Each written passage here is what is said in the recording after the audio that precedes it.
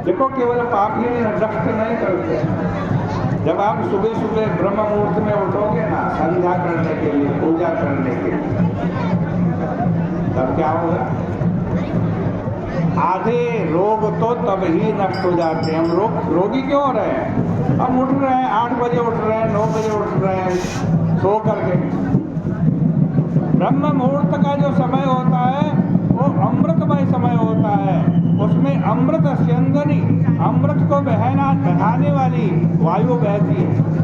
हम यदि 8 बजे उठे तो हम उससे वंचित रह जाते। सुबह सुबह उठोगे, ब्रह्म मुहूर्त में उठोगे तो रोग नहीं होंगे। और रोग को नष्ट करने वाले देवता कौन है? भगवान सूर्य नारायण है। आरोग्यम भास्करादिच्य। अब जितनी जितनी सूर्य भगवान की उपासना करोगे उतने उतने रोग आपके दूर होते जाएंगे। पुराणों के अंदर कथा आती है, भगवान श्री कृष्ण के पुत्र थे सांब। एक बार उनको कुष्ठ रोग हो गया। बात ऐसी थी कि वो अपने आज महल में बैठे हुए थे। उसी समय महान तपस्वी ऋषि भगवान श्री कृष्ण से मिलने के लिए आए। कठोर तपस्या के कारण उनकी बड़ी बड़ी दाढ़ी थी, बड़ी बड़ी जटाएं थी। शरीर में अस्थि पंजर मात्र बचा हुआ था। देखने में बड़े कुरूप लग रहे थे। और सांब बैठे हुए थे बाहर। सांब दूसरे कामदेव के समान थे, बड़े सुंदर थे। उन्होंने जब देखा ऋषि को तो देखने लगे ये ऋषि कितना कुरूप, दाढ़ी जटाएं बढ़ा रखी हैं, शरीर भी अस्थि पंजर मात्र बना हुआ, हमें कितना सुंदर। अभिमान आ गया। हंसने लगा, हंसी उड़ाने लगा। उन्होंने पूछा श्री कृष्ण कहाँ है?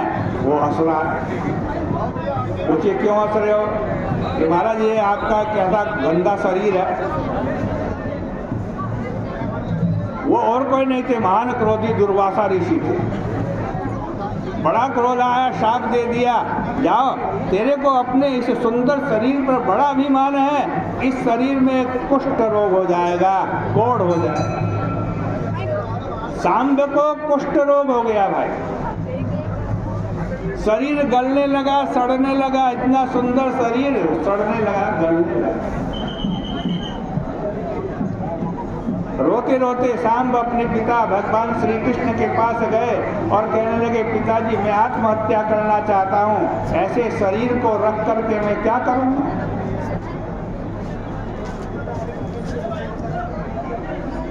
भगवान ने कहा, भाई आत्महत्या करना तो सबसे बड़ा पाप है। तो कहा मैं क्या करूं? कि तूने अपराध क्यों किया? इतने बड़े संत का तूने अपमान किया तो दंड तो मिलेगा। रोने लगा। तब भगवान ने कहा, जाओ जमुना जी के तट पर, वहाँ जाकर सभी रोगों को दूर करने वाले भगवान सूर्य नारायण की उपासना करो। सांब यमुना जी के तट पर गए, भगवान सूर्य नारायण की उपासना की। जैसे जैसे सूर्य नारायण की उपासना की, उन्होंने सूर्य शतक लिखा। सूर्य के लिए 100 श्लोक लिखे। उससे भगवान सूर्य नारायण प्रसन्न हो गए और सांब का कुष्ठ रोग दूर हो गया। ये संक्रांति के देवता ऐसे ही नहीं है, सामान्य नहीं। मैंने अभी बताया भगवान सूर्य नारायण कौन है? जगत आत्मा, ये संसार की आत्मा है भाई। आज भी बहुत सी चिकित्साएं भगवान सूर्य की किरणों से होती हैं। विज्ञान भी इसको मानता है।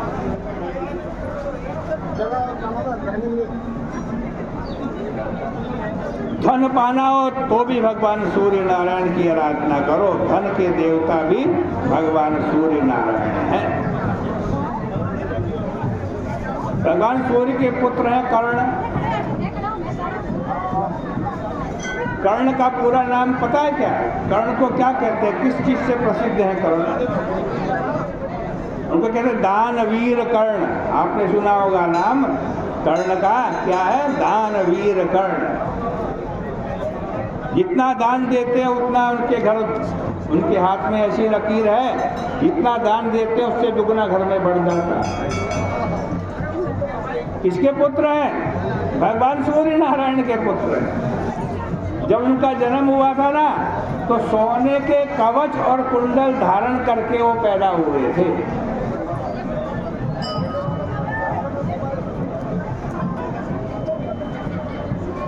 भागवत में कथा आती है, भगवान सूर्य नारायण से संबंधित एक सत्राजित यादव थे और प्रत्येक दिन भगवान सूर्य नारायण की उपासना करते थे। उनकी उपासना से भगवान सूर्य नारायण प्रसन्न हुए, मनुष्य जैसा शरीर धारण करके आए और शाम को एक मणि दी, सत्राजित को एक मणि दी। सत्राजित, इसका क्या नाम था? स्यमंतक मणि। 8 बार यानी 3 टन सोना प्रत्येक दिन देती थी वो मणि। भैया सूर्य की उपासना करोगे, संक्रांति की देवता की उपासना करोगे, जो चाहोगे सो मिलेगा।